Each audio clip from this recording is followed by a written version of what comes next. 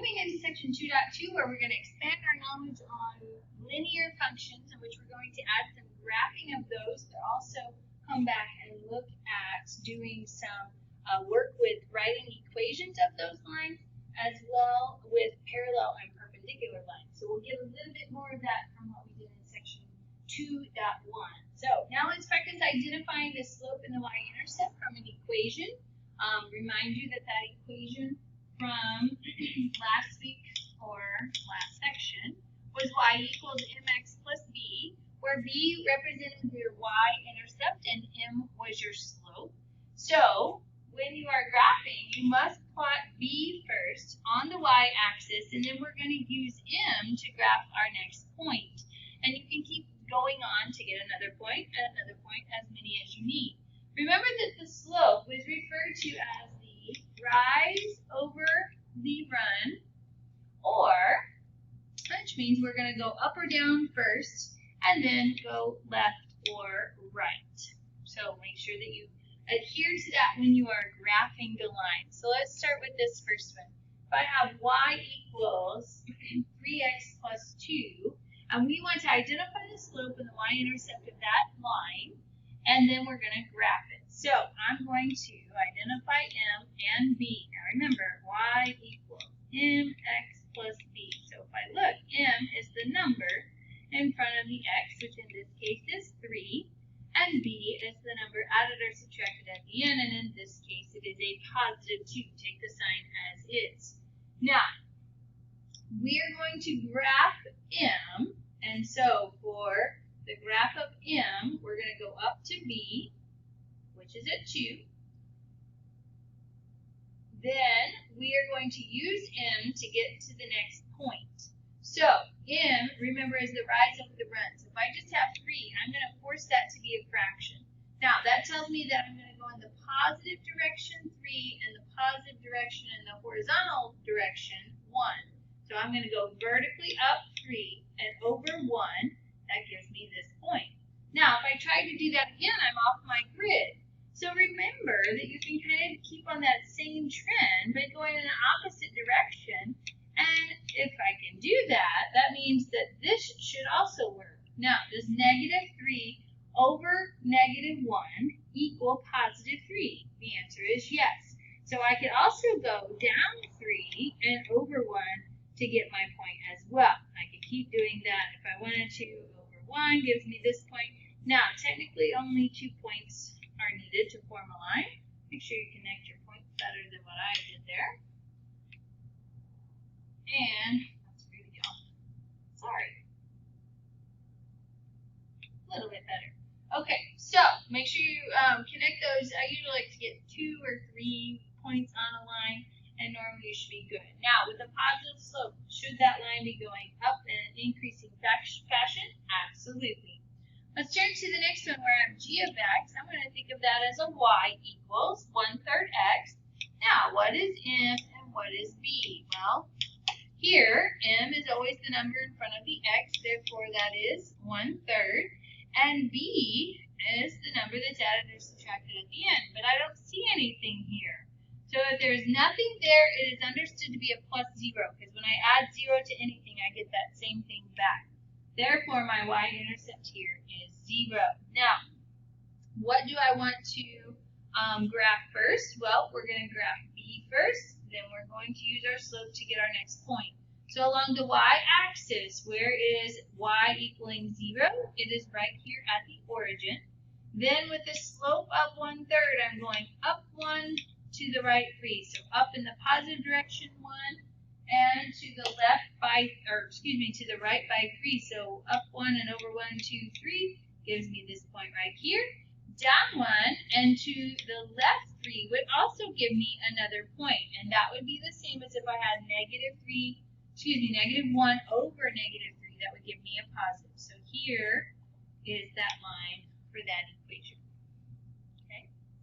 The last one of these types that we're going to graph is f of x equals negative 3/4 x minus 1. So we need to identify m and we need to identify b. Now, m is the number in front of the x value, so it would be negative 3/4.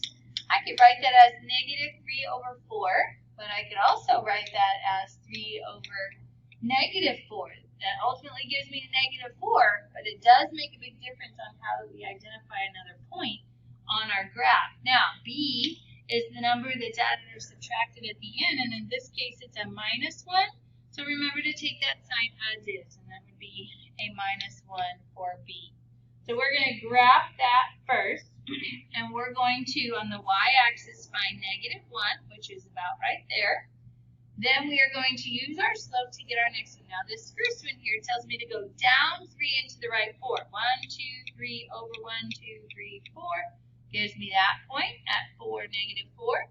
And the other slope tells me to go up 3 into the left 4. So I would go up 1, 2, 3 into the left 4 would give me this point right here. And I can graph those points and have the line. Now, with a negative slope, your line should be decreasing. And notice I do have that where it is going down from left to right as if you're reading a book. All right, let's move on to the next type of problem. Here we're going to be identifying the equation of the graph to the right. So we're going to put on here blue, purple, red, or green that matches with those. So when you're looking at that, things look very similar. The greens at the end, 3 of them are positive, 1 of them is negative. And that's what I would focus on first to see if I can delineate between the intercepts that we have there. Notice that here's that positive 3, here's a negative 3, so that's the only intercept that I have. B being negative 3. Well, if I look along my equations over here for the first, second, third, and fourth, which is the only one that has a negative b for its function, it would be this guy right here. Therefore, the green graph or the green line would be this equation. Now, the plus 3 up here doesn't really help you with anything because here I have a plus 3, plus 3, plus 3. So now we're turning our attention to the slopes. So I'm just going to start with the blue graph, let's say. Here is the y-intercept of 3, and I'm going to choose another point on that line. And I see that this one right here is awfully nice. Now, can we determine the slope of that line? First off, I should know that the slope of it is positive because it's going increasing from left to right. And how far did we go up? That is a 2. How far did we go over? That is a 1. Therefore, the rise over the run would be 2 over 1. For a slope of 2. So the only positive 2 that I have for a slope is this guy right here. Therefore, this is going to be the blue line equation. Okay. Now, at this point, we have purple and red left. Now, if you look at purple and you look at red, notice they are different slates. So one is actually positive. The red one, it's going positive, and the purple is going negative. So if you look at the remaining 2 functions, which one is positive and which one is negative, this is positive, which matches with the red line, and the next one is negative, which matches with the purple line. And therefore, can you actually justify that by looking at points on there? Absolutely. So if this is my 2 points on my red line, I go up 1 and over 2. That checks out. If I use this intercept and this point on here, I go up 2 and to the left 1, so that would be a 2 over negative 1, which constitutes that negative 2 slope. Okay, so by process of elimination, we could take charge and identify those different graphs. Okay, now this is going to be a review from section 2.1 on horizontal and vertical lines and their equations. Just as a reminder, horizontal lines are lines that you can write as y equal to some number. They are lines that go through the y-axis. That's a way to remember that. Vertical lines, on the other hand, are equations where I only have one letter, and that letter this time is x, and it's x equal to a number. So it's going through the x-axis as a way to remember that line. So here for the first one, I'm going to cross out that f of x. Keep reminding yourself that that's the same as our y output. So I can change that to be y equals negative 2. And so if I have y equaling negative 2, I'm going to find on the y-axis where negative 2 is, and it's about right there. And I'm going to do a horizontal line at y equaling negative 2. Now, let me see if I can convince you of that. A horizontal line here, if you recall from last week, our slope was equal to 0. And if I use y equals mx plus b, that gives me that equation of that line. Because I'm crossing at negative 2, I have a slope of 0 plugged it in. This always becomes 0. Therefore, I always get y equaling negative 2. Now, that's one way to think of it with the 0 slope. Another way is to think of it as a t-chart.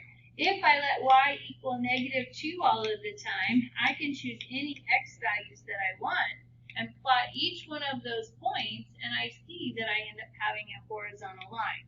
So when in doubt, you could always draw a t-table and plot those points. Now, if I have 2x minus 5, equals 0, and I need to graph that line, well, first off, I need to get the letter by itself. We're always going to get y equal or x equal. If it ends up being just with one letter, then we have a vertical line or a horizontal line. Those are the special ones. So I'm going to add 5 over to both sides and get 2x equals 5. Divide by 2 both sides, therefore x equals 5 halves. Now, that is all nice and dandy whenever we have algebra problems that we need to work with. But most of the time, you will end up using these improper fractions. But with graphing, it's nice to know the decimal equivalent that is 2.5, 2.5. Because for x equal to a number, I'm going to have a vertical line going through the x-axis at 2.5, which is about there. So I would have a vertical line that goes through there, and that would be the graph of that equation. Okay? All right, very good. Let's turn to the next page. Next page, we're going to rewrite our given equation into our slope-intercept form, which is y equals mx plus b. And then we're going to use that to give the slope and y-intercept and graph that function.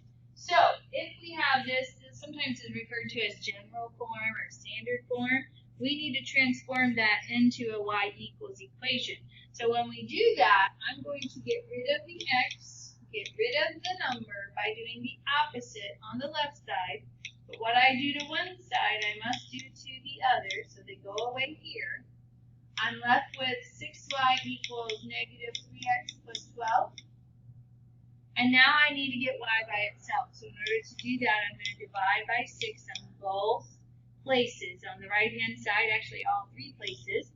This goes away, leaving me with y equals. Now, reduce, reduce, reduce as much as you can, even with negatives. So negative 3 over 6 gives me a negative 1/2 times x. And 12 divided by 6 gives me a plus 2. So that would be my equation in y equals mx plus b form. Identify your m, identify your b. So b is always at the end without the x. M is with the x as a negative 1/2. So let's graph it. If I need to graph, I'm going to graph b first. So on the y-axis, go vertically and find y equaling 2. And for my slope, now I wrote the negative out front. Remember, that's negative 1 over 2 or 1 over negative 2, whichever way that you prefer. So I'm going to go down 1 and to the right 2, down 1 to the right 2. That gives me my 3 points. I can go ahead and graph those. Or if you just want to go the other direction, you can go up 1 and to the left 2 to give me this point, up 1 to the left 2 to give me that point, and we can extend it out if we needed to. Okay, so that's how we graph using y equals mx plus b, but there's another version of ways to graph that could be a little bit easy as well. That is dealing with some intercepts, and we've already talked about the y-intercept, where we cross the y-axis. The x-intercept is exactly the same, except for that's where we're going to cross the x-axis. So we're going to first start by having x and y on the other side with the constant on the other. Do the following to solve for x and y intercepts. So if I look at all the points on the x-axis, this is negative 1, 0. This is going to be 1, 0. This is 3, 0, 4, 0, 5, 0. I hope you start hearing all those zeros because a commonality of any x-intercepts is that the y value is equal to 0. Likewise, with the y-intercept, this is 0, 1, 0, 3, 0, 5, 0, negative 2, 0, negative 5. All the zeros this time come in the lead, which are the x values. Therefore, to find a y-intercept, we're going to let x equal 0. So it's kind of backwards. To find the x-intercept, you let y equal 0. To find a y-intercept, you let x equal 0. So let's do that on this problem here. This problem says we want to use intercepts to graph the equation. Now, our kind of direction is so we can move that constant over to the left. So I get 3x plus 5y equals negative 15. Equals negative 15. So when we have this, 3x plus 5y equals negative 15, and we want to find x and y intercepts, I like to do it by a t-chart by setting x equal to 0 and y equal to 0 in that fashion. Because if x equals 0 and I put 0 in here, that term goes away. 3 times 0 is going to be 0. So what I'm left with is 5y equals negative 15. So I can then one step get my answer by dividing by 5 both sides as a negative 3. Similarly, if I let y equal 0, that means that this term is going to go away at that point. So I'm left with 3x equals that negative 15. And I can divide by 3 both sides, and we get x to equal a negative 5. So negative 5, 0 is my x-intercept. And 0, negative 3 is my y-intercept. And then I can, once I have those 2 points, graph the line and move forward. Okay? All right. Very good. So that'll be all the graphing we get into the very last problem. But now we're going to move along to, I'm sorry, not this problem. In section 2-3 we have a graph, sorry. We're going to write the equation of the line with an x-intercept of 5 and a y-intercept of negative 2. So what do we need to write an equation of a line? The equation of a line is that we have to have either point-slope form, y minus y1 equals m times x minus x1, or I can also write it using my mx plus b form as long as I have both the slope and the special point of the intercept, the y-intercept more specifically. Well, look at this problem. That problem tells me the y-intercept is negative 2. And in my slope-intercept form, that in disguise is actually b. So as long as I can find the slope, I could use this form for this problem to write the equation. I wouldn't have to go through the point-slope form to begin with. So I'm going to remind you that the x-intercept is when y equals 0. So I'm going to write that as an ordered pair of 5, 0. And the y-intercept is when x equals 0. Therefore, I'm going to write that as the point 0, negative 2. Now, the reason I do that is for the sole purpose for you to see those y minus y and x minus x when we're trying to find the slope, because we need that. So y minus y, from last week we practiced this, x minus x, so 0 minus 5. I end up with negative 2 on the top, negative 5 on the bottom, and you can't reduce 2/5, but you can definitely get rid of both negatives and make that a positive 2/5 in there. So now I have m and I have b. I can use y equals mx plus b to write my equation. So y equals 2/5 x. Now you could do plus a negative 2, but don't do double signs. Just do a minus 2 for the b at the end. Okay. All right, moving forward. In this section, we also expand our idea of writing those equations of lines now to parallel and perpendicular lines, okay? So we are going to now define parallel lines, which are two non-intersecting lines in the same plane, are what we refer to as parallel lines. So think of railroad tracks. Two lines that never cross. They should have the same steepness or the same slant. For them to never cross, if I just, and actually mine's kind of, the freehand looks a little bit different. If I end up having that line and I have this line, eventually, because their steepnesses are different, they're going to cross. With parallel lines, they have the same steepness, slant, slope. Therefore, mathematically, parallel lines have equal slope. That's something you want to make sure you remember, okay? Because if I want you to write an equation of a line through this point, I need a point and a slope, but I'm parallel to this line with the equation y equals 3x plus 1, I need to do a little stealing from that line. I need to find what its slope is, and then that's the slope I need if I'm asking for the line that's parallel, okay? So, in y equals mx plus b, this line here, 3 is my slope. Therefore, when I want a parallel line to that, you shouldn't have to think much. They are the same. So if the slope in this line is 3, the parallel slope that I need to write my equation is also going to be 3. So therefore, I'm going to take these two pieces of information and write the equation. So when I write that equation, I need to use the point-slope form first, and then solve for y. So here's our point-slope form. Let's remind us from last week. Here is our y1, here's our x1, and here's our m over here. So let's plug those in. We're going to go y minus the y value, which is 5, is equal to my slope, which is 3, that's the parallel slope, times x minus the x value, which is a negative 2. So if I have x minus a negative 2, that becomes a positive 2. And now, if they ask you for point slope, you're done. If not, you can then distribute. If we need to get to the slope-intercept form, I'm going to rewrite the left side, distribute the right side to get a 3x plus 6, and then I need to get y by itself. So in order to do that, I need to add 5 to both sides, and I get y equals 3x plus 11. And that would be my final answer for that equation of the line parallel to 3x plus 1. So you know they're different. The 3's are the same on the lines. The slopes are the same, but the b's are different. I have a 1 and an 11. So they are actually different. All right. Last problem on this page. We are still working with parallel lines. We want to write an equation for line L in point-slope form and slope-intercept form. So I need to start here and in here. It wants both versions, okay? So here's the point that I need. So I can see that the point 3L or 3,4 is on the line L.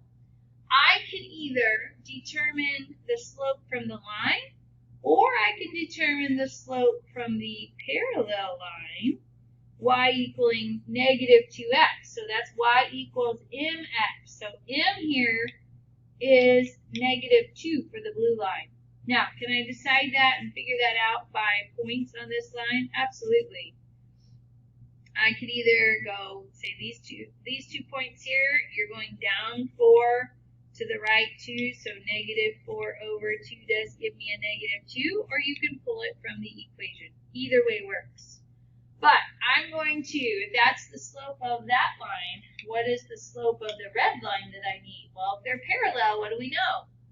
They are equal. So that means that the parallel slope that I need here is also going to be negative 2.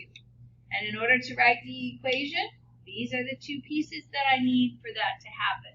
So I'm going to start with point slope.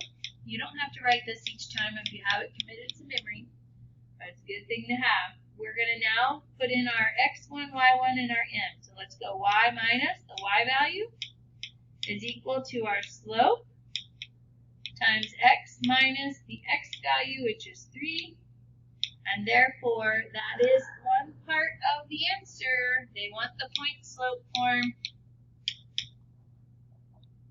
But they also want the slope-intercept form. So we need to get y by itself. So let's distribute. Negative 2x, be very cautious here. Negative 2 times a negative 3 ends up being a positive 6. And then when I add 4 to both sides, I end up with y equals negative 2x plus 10. And that's the final answer for that equation. Okay. All right, very good. Let's move to our last idea here with perpendicular lines. Actually, no, this is our last idea.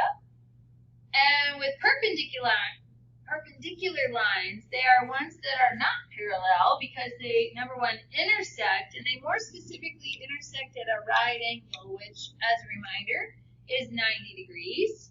So an idea of a picture of that would look something like this, where I have a 90 degrees there, actually 4 right angles at that intersection. That is what we refer to as perpendicular lines.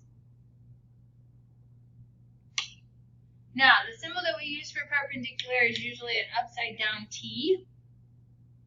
And obviously the slopes aren't the same here. Perpendicular slopes are referred to as opposite reciprocals. Opposite reciprocals. So that means for the opposite, to find an opposite, you just change the sign of something. To find a reciprocal, you're probably used to that when dividing two fractions. You're doing the flip of that fraction, okay? So there's 2 things that you have to do when finding a perpendicular slope. First off, you need to flip it, flip the fraction, and you need to change the sign. Flipping gives us the reciprocal, changing the sign gives me the opposite. So these next 4 problems are just getting an exercise here of given a slope, what is the perpendicular slope? So we're going to flip it, and we're going to change the sign. So the perpendicular slope here is flip it to get 2 over 1, change the sign, brings it to a negative, and I could reduce that to just be -2. For the next one, I need to flip it and change the sign. Notice it's negative. This one becomes positive. You don't have to write the plus if you don't want to. Find a perpendicular slope. We flip it and change the sign. So if you want to put that as 4 over 1, you're welcome to do so. So when I flip it, I get 1/4, change from a positive to a negative. -1/4 is my perpendicular slope.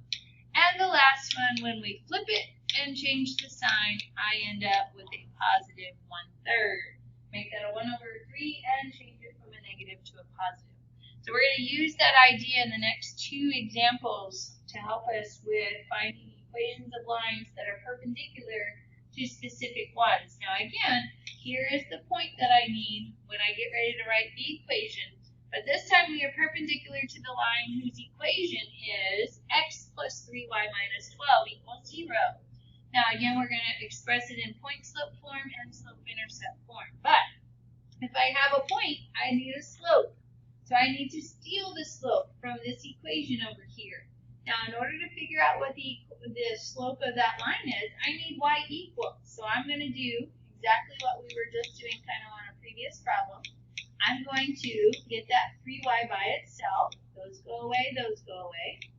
So I get 3y equals minus x plus 12. Then I would divide by 3 each term. And we end up with, there's an invisible 1 here, and you can extract that as a -1/3 x. 12 divided by 3 gives me a plus 4. So that's the equation of the line that I want to be perpendicular to that goes through the point -2, -6. So the only thing I need to steal from this is the slope. Well, where's the slope? The slope is this guy right here. So here, m is equal to -1/3. That's not the slope I need. I need the perpendicular slope. So the perpendicular slope, I need to flip it and change the sign. Therefore, I get a 3 over 1 and a plus, which actually can reduce down to just 3. So this is the slope I need along with this point, and now I can write my equation. So here we go. We're going to go y minus, the y value becomes a plus 6 because it's y minus a negative, equals our slope times x minus the x value, which is a -2. So x minus a negative, double negative becomes a plus 2.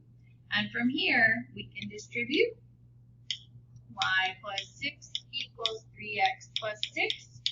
And when I get y by itself by subtracting 6, what happens here? In this case, those both go away. I'm left with y equals 3x. So here is your slope intercept. This is your point slope form for the 2 different types of equations that they are asking for. Okay? All right, next one. Write an equation in slope-intercept form of the line which passes through the points negative 5, 6. So there's my point. It is not an intercept, it's just a generic point. And we are perpendicular to the line that has an x-intercept of 3 and a y-intercept of negative 9. Now you can graph those 2 points to figure out the slope by the graph. Or we can write these as ordered pairs, and we can find the slope using our formula. So remember, for an x-intercept, that's when y equals 0. So that is actually the point 3, 0. For a y-intercept, that's when x equals 0. So that is the point 0, negative 9. So from last week, we can again do y minus y over x minus x. So we get negative 9 minus 0 over 0 minus 3. Therefore, on top is negative 9. On bottom is negative 3. When I divide those two, I do get a positive 3. Now remember, that's the slope of the line. I do not want to be parallel to this. I want to be perpendicular to that. So what is the perpendicular m to a slope of 3? Well, we need to flip it and change the sign. So I flip it and change the sign, ends up with a slope of negative 1/3. And with this point, we can now write our equation. So we get y minus the y value, which is 6, equals my slope, times x minus a negative 5 becomes a plus 5. So that is the point slope form. We now need to distribute to get y by itself for the slope-intercept form. So when I distribute, the first one is easy, just put negative 1/3 with x. But when I multiply negative 1/3 times a positive 5, well, first off, that's negative. And when I do a 1/3 times a 5 over 1, and I go straight across, that gives me a 5/3. Okay? Double check with your calculator if you need to for that computation. To get y by itself, I'm going to add 6 to that, so this goes away. So we're left with y equals negative 1/3 x, and now we need to do this piece here. Okay, that piece there, I need to take negative 5/3 and add 6 to it over 1. But when you add two fractions, don't forget you must get a common denominator. So I need to multiply that by 3, multiply that by 3, so I get negative 5/3 plus 18/3. And I would keep the bottom, change the top. So I keep the bottom, change the top, negative 5 plus 18 gives me a 13. So y equals negative 1/3 x plus 13/3 would be our final answer. Alright, so don't forget to change those perpendicular slopes. That's what I see most often becomes a problem with that. Parallel slopes are the same, no thinking to be done. Perpendicular slopes, you have to change the sign and flip. So now, let's turn our attention to intersecting lines. Intersecting lines are generic perpendicular lines in the sense where they don't have to cross at right angles, they just have to cross. So intersecting lines are not parallel, and they will intersect at a point that satisfies both equations, that they're both the same. So in order to find the point at which those equations are the same, then we have to set each of those equations or each of those functions equal to each other.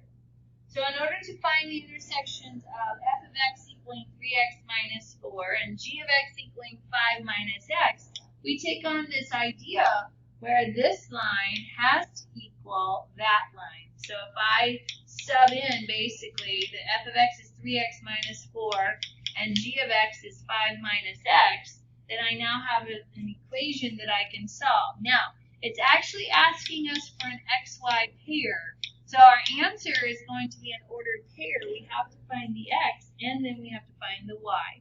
So I'm going to add x to both sides. Then I'm going to, in the same step, add 4 to both sides. So this is gone and that's gone from both sides. I can combine my x's to get a 4x, and 5 plus 4 is a 9. Divide by the number next to the letter. The x value of my intersection is 9/4. Now, the problem is I need the y value with that as well. how do I find the y value? Well, I'm given an x value and I know two functions and it's the same on each. I would pick the easier of the two to figure out the y, which I would in this sense pick this guy to figure out what is the y value. So y, or g of x, the y equals 5 minus 9/4. And again, this is a situation where you have to get a common denominator by multiplying by 4, multiplying by 4. So we get 20/4 minus 9/4, which gives me, keep the bottom, change the top, and 11/4. And so that is the point of intersection for the two lines that cross. Okay? So that is it for section 2.2. Expanding again on functions, linear functions, where we're graphing them, and also continuing with the idea of writing those equations, but tagging on the idea of parallel, perpendicular, and intersecting lines. So until next time.